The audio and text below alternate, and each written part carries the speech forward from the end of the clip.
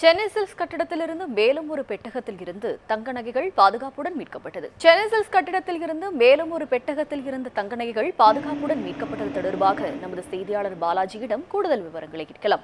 வணக்கம் சமினா. அதாவது கடந்த மே மாதம் 31ஆம் தேதி டிநகர் சென்னை சில்க்ஸ் கட்டிடத்தில் தீ விபத்து ஏற்பட்டது.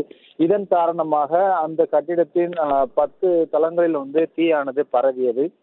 கட்டிடம் தன்னுடைய ஸ்திரத்தன்மையை இழந்ததை அடுத்து கட்டிடம் இடிக்கக்கூடிய ஒரு நிலை ஏற்பட்டது. இதன் காரணமாக ஜூன் மாதம் 2ஆம் தேதி கட்டிடம் இடிக்கும் பணியானது துவங்கியது. இதை அடுத்து சுமார் 19 நாட்களாக அந்த பணிகள் நடந்து ஜூன் 19ஆம் தேதி அன்று இந்த கட்டிடமானது முழுமையாக இடித்து தள்ளப்பட்டது. பிறகு 22ஆம் தேதி அந்த கட்டிடத்தில் இருந்து 6வது தளத்தில் இருந்த பணப்பெட்டி மற்றும் முக்கிய ஆவணங்கள் எடுக்கப்பட்டதாக அந்த நிறுவனத்தின் ஒரு அறிக்கையின் மூலம் தெரிவிக்கப்பட்டிருந்தது.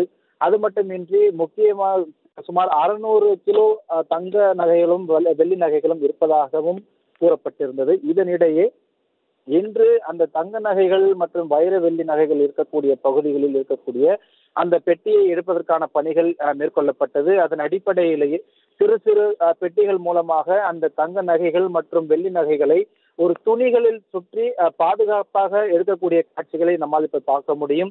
அது மட்டும் இல்லாமல் ஒவ்வொரு பெட்டியிலும் எந்த அளவிற்கு அந்த நகைகள் இருக்கின்றன, எத்தனை எண்ணிக்கைகள் இருக்கின்றன என்பது குறித்து அந்த பெட்டியின் மேல் பகுதியில் ஒரு வட்டமிட்டு இத்தனை நகைகள் அதில் இருக்கின்றன என்பது குறித்தும், எத்தனை பெட்டிகள் இதில் வைக்கப்பட்டிருக்கின்றன என்பது குறித்தும் குறியிடப்படுகிறது.